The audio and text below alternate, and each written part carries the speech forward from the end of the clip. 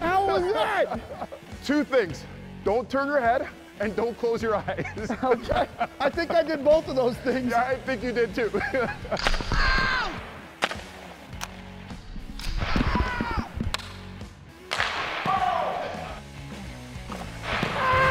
Here we go. Okay, dale.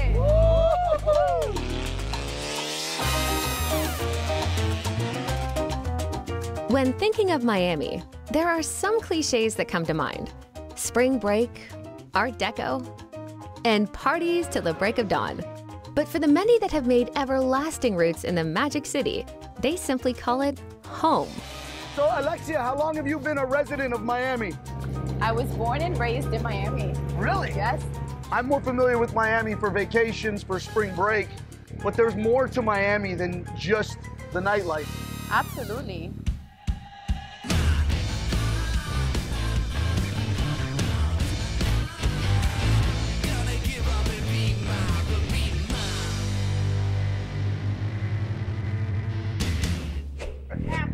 You too, Thank baby.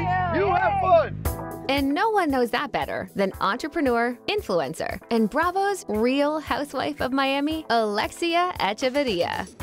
Such a multicultural city, Miami. Everyone speaks Spanish, and if they don't, they at least understand it. Yep. Or they're like open to it, Yeah. you know, which is kind of cool. We're like so lively, and we have like this sabor, like we say. What is you it, know. sabor? Yeah, like taste. You know, it's like Oh, a, that's, yeah, is that yeah. taste sabor? Yeah, yeah. All the ladies are half naked. Yes. The guys don't have shirts on. I'm not complaining. What makes you a housewife of Miami? Well, many things.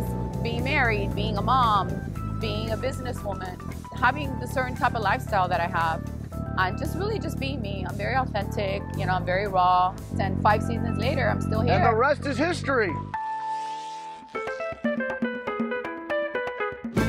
We're here in Calle Ocho. This is one of my favorite areas because it's so typical Miami. It's so typical Cuban. Like, Yeah. look at the domino park. Everybody's having fun playing dominoes. The Cuban culture not only planted roots here, but they've changed the entire dynamic of Miami. Would you attribute that to the hardworking mentality? Definitely. I think Cuban generation, especially the one of my parents, they came to this country from nothing. So I think it's like in our genes. It's like it's in our blood, you know? So rumor has it you also have a nail salon here in town, Alexia and Frankie's. Ooh, Check out these little I love piggies. a guy that loves a pedicure. Miami, come for the parties, stay for the petty. Love it. And when you're from Miami, we say we're from Miami. We're not from Florida. It's two different things, right? We're Miami, right? Yes, representation in the 305 is important, which is why Empanada Harry's is the one-stop shop for all the Latin flavors, wrapped in a dough. Empanadas are a South American staple, right? Everyone says their empanada is the best one, right? The Peruvians think theirs is the better, the Venezuelans, the Chileans, right? We're the only place that has them all in one spot.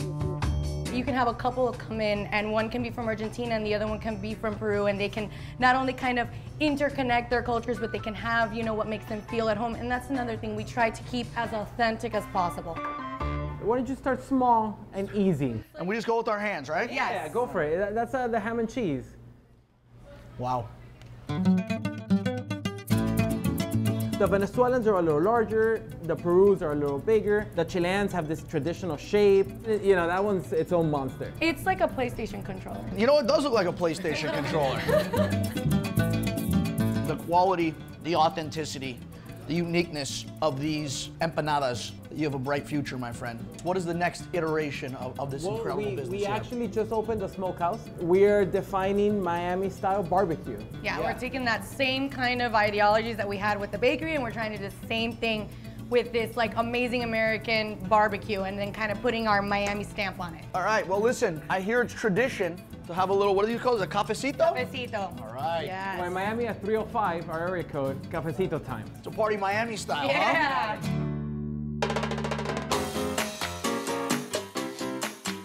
Would you say that Mango's is one of the staples of Miami nightlife? If you go to Miami, you gotta go to Mango's. I couldn't agree more. How long have you been a resident here in Miami? Actually, when we moved down from New York, it was in 1955, and my father bought a building over on Collins Avenue, 1 block over here where we lived, and he bought this building as well. Stop. It's safe to say you've been here for a little bit. I've been here for a while. The story of mangoes is a very interesting one, Johnny, and I used to swim a mile a day, and in the middle of one of those swims, I was headed south and I'm swimming along Mangoes Tropical Cafe. Thank you, God. That's where you got your inspiration for mangoes, was out there in the ocean. That is how Mangoes Tropical Cafe began. What would you say is unique about the nightlife in Miami? South Beach is cool, and what evolved was this nightlife revolution, evolution, renaissance. They innovated restaurant nightclub.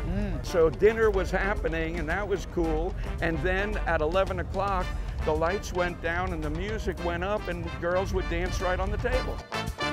It would get so busy on Ocean Drive, the line of traffic went almost all the way to the airport to get to South Beach. And the club scene went international. Why is it so important to you to maintain such an active role? I'm an artist. Above all else, to me, everything is art. An artist creates, and I can't imagine stopping the creativity. If you love what you do, you'll never work a day in your life. Exactly.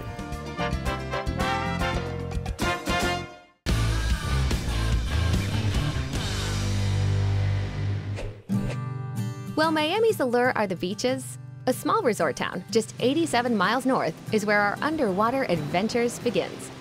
In the clean water of Jupiter, Florida, you can find a variety of sea creatures and exotic fish migrating along the Gulf Coast, including sharks.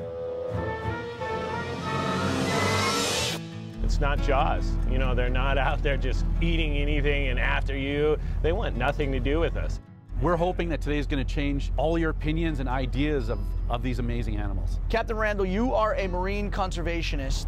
One of your passions is making underwater videos. What do you hope to accomplish? When I make a video and I show people a shark or a turtle or a whale, I want people to go, wow, that is amazing. What a beautiful creature. We need to take care of these things. So I'm trying to show people that don't dive, people that don't snorkel, why these animals are so amazing. And in order to do so, you have to see it to believe. Luckily, our hosts for the day, underwater photographer Randall Sands and Josh Eccles of Emerald Charters, specialize in locating sharks along the sea, providing close encounter scuba diving experiences.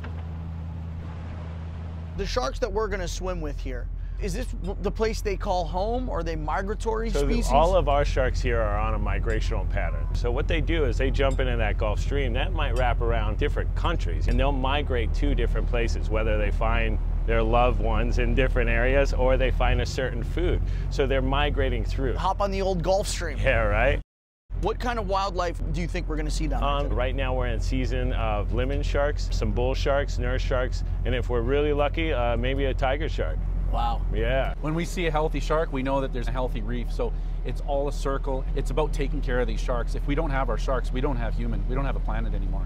What impacts do humans have on the underwater ecosystem? What I see is a lot of commercial fishing gear on the ocean that's really harmful. These animals eat monofilament and they eat plastics, and fish are on our food chain. So as humans, we're actually taking in these plastics and toxins, and it's not normal. Once you experience at one time, you'll be out to save the ocean. Just to see people's eyes light up, you know, they come up going, oh my God, that's what really gets me going.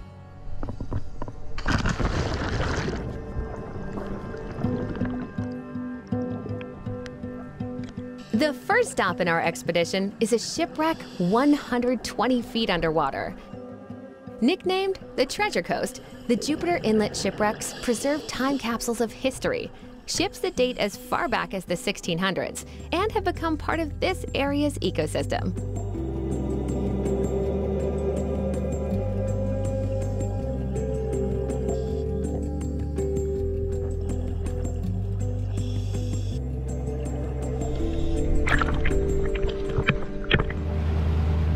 Next, we venture further out into sea for the main event, close encounters of the shark kind. So this is shark bait. Usually people get in the water and they try and avoid sharks. We're doing the exact opposite.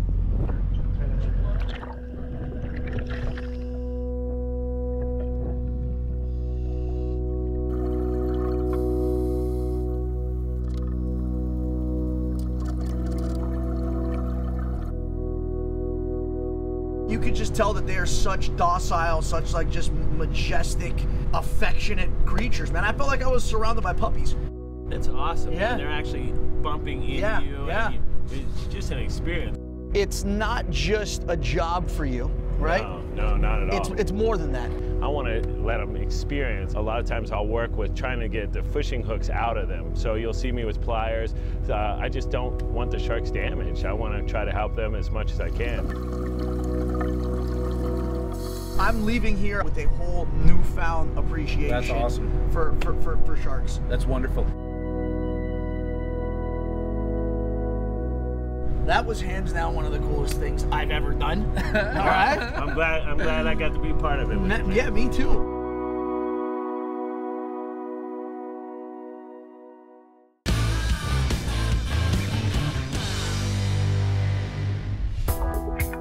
When you think of Miami, hockey is the last thing you think of.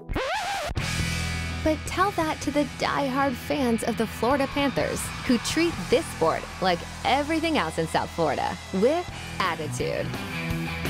And it just so happens that we're in America's hottest city on Stanley C. Panther's 28th birthday, the beloved mascot of the Florida Panthers. And while we had a surprise for Stanley's party, we needed to enlist the help of a former Panthers enforcer, Peter Worrell. You're not from here originally, though, are you, Peter? I am not. Growing up in Montreal, I mean, I think the only thing about ice in South Florida would have been in my drink, right? But it's a newer sport here. You know, the team moved here in '93. Since then, they've been building rinks. They've been building a community, starting to turn into a hockey town. Even though there is amazing weather here in South Florida, you wouldn't necessarily say that Miami fans are fair weather fans. I would not say that. Our true blood fans, our deep down fans, they're some of the best in the league. So over the board. Mm-hmm. And then we just jump down? Just kind of like jumping in the pool. Oh! There you go. Yeah, except jumping on like a frozen pool. A frozen pool, absolutely. Oh, this is way better. That's way easier, right? Who said ice skating was hard? You were known as the enforcer on your squad. Correct. I was a top goal scorer. I like to score. I scored a lot of goals. But you get to a certain level where everybody's gotten a little bit better. And you have to find different ways to continue to go forward. And you still got all your teeth. That's how tough I was. I take my stride, I turn my hips, and I dig into the ice. Woo! You're learning really quickly. That's really stopping. Hockey isn't exactly known as the most diverse sport. Did you ever face any, I guess, adversity? Yeah, I've played in rinks where, you know, the whole fan base was, you know, picking me out, not because I was a bad guy, but, you know, because I was a black kid out there, yeah. You know, and I wanted to prove those people wrong. It's hockey, it's a sport, it's for everybody, and there shouldn't be any barriers, and don't let some clown keep you out of it. As you come forward with your hands, you transfer your weight to your front foot. Hockey players are underrated for what kind of athletes they are. We do everything that a football player does, we do everything a basketball player does, except we do it on 1-inch blades. She was a really good shot though, brother. That was a real good shot. How important is the mascot position? What do you ask? Well, it just so happens there's this guy by the name of Stanley C. Panther. You may be familiar with him. He's a cool cat. Roar! He's having a birthday party tomorrow. They're going to be, you know, shooting on goal. I want to see if I can get out there and block some of those shots. Thankfully, you're a super athlete. This is true. I will do my best. Thanks, man. So basically, everything that we're doing right now is to protect me. Correct. Protect you from me. Well, we're going to need a lot more padding than that. Your goal really as a goaltender is to get hit. Ah! What the hell was that? Two things. Don't turn your head and don't close your eyes. Okay. I think I did both of those things. Yeah, I think you did too.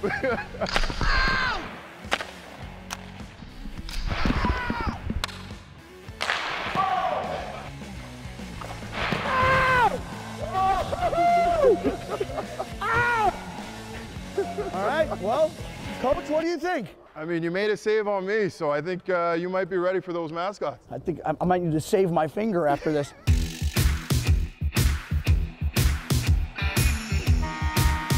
As you know, it is Stanley C. Panther's birthday, and to celebrate, he's going into a shootout. Fans, we have host of NBC's First Look, Johnny Bananas is between the pipes.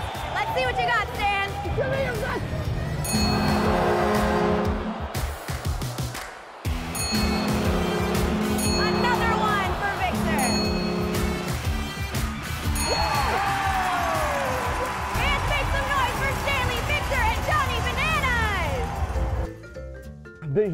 intimidated, a bit embarrassed. I pride myself on being someone who's good at just about everything.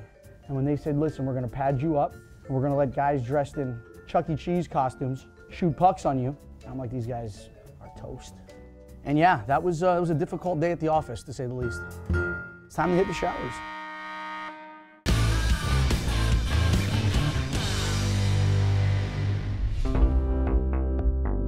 A mural, a photograph, a sculpture, a dance. One way to get to know a city is through its art. All reflections of where a society has been and where it's going. It adds meaning to cities and uniqueness to the communities that inhabit it. And the Miami Design District is one of those places. You could say that the whole neighborhood is art. Essential to the DNA of Miami Design District is not only fashion, but bringing art and culture to the center of this city. The art pieces here aren't just of the do not disturb variety. In the Design District, everything is a work of art, whether it's a playset or a parasol. Whoa, what is this thing? It's called the Fly's Eye Dome. It's an architectural prototype by Buckminster Fuller, who was an experimental architect, as you can see. We can walk inside that thing? Oh yeah. No way. Those that are in charge of the Design District have made sure that you have an artistic experience across the board. Now, I've showed you a lot of art around the district. Let me walk you over to ICA Miami. Well, let's go. No time like the present. First opened in 1996, the Institute of Contemporary Art Miami is now a staple of the Miami Art District. With its unique architecture and sleek interior, it houses some of the most diverse and innovative art of our time. This museum is about the dialogue between what's happening in Miami and the world abroad. In fact, Miami is so global that our artists are showing all over the world themselves. What makes Miami such an ideal place for an art scene? We seek to lead the conversation in supporting Miami artists, so my hope is that ICA Miami can be a place where we meet artists in Miami early in their career and help them develop. And visual artist Michelle Lisa Polisaint is one of those local artists supported by the museum. I grew up in South Florida, but I started traveling back and forth to Haiti with my parents, and slowly I started to kind of realize how different I was from my family in Haiti. This work particularly is just me kind of like reimagining certain instances that I remember from being young. How would you say Miami has influenced or shaped your art? I think the cultures that exist here, you have a lot of Caribbean, indigenous, and diasporic communities that are in this city. So the only way our communities can survive is if we communicate with each other and we engage with others. And another form of communication and art is dance. My father's Cuban, my mother's Colombian. Growing up in Miami and just kind of bringing all that together and saying, okay, this is what I want to express. In Miami, I've really had an amazing opportunity to explore site specificity for different spaces, whether it be the Hialeah racetrack or the main library in downtown Miami, sort of taking dance outside from like the proscenium stage and into communal space so that it's not just movement for movement's sake, but it's movement for a purpose. Can you give me some pointers, maybe show me your art and how it works? Okay. Sure. When I see a sculpture like this, I am trying to sort of form my body in ways that I can sort of be one with it, right? So I'm trying to make a wheel. So we want to symbolize like, well, okay, I'm going to be the door. There you go. Yep. You're playing with the architecture. You're kind of exploring what dynamics you have there, what you can play with. Now I'm going to be the shovel. There you go.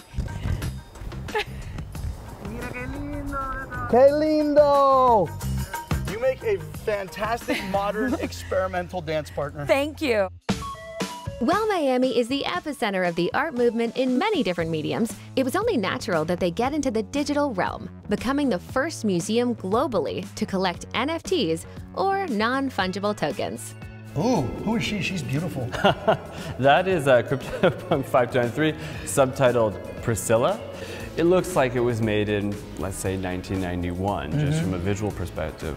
But on the back end, behind this image, there's incredibly sophisticated technology that you can't see, but they're on the blockchain that govern how the work is collected, stored, and transferred. What I think we're seeing is a developing conversation about how art should look and really what its material presence is. So would you say then that the inspiration of Miami art travels far beyond the borders of Miami and almost transcends this area? I'd say Miami has captured the popular imagination. I think people all over the world are looking at Miami as a city of the future. Whether enjoying the Florida sun or ice, diving deep or making waves, Miami is a magical metropolis, living life to its fullest and making its mark on the future. So take notice and come see for yourself. Hey guys, thanks for watching the video. For more, subscribe to First Look and come with me on all my adventures around the world.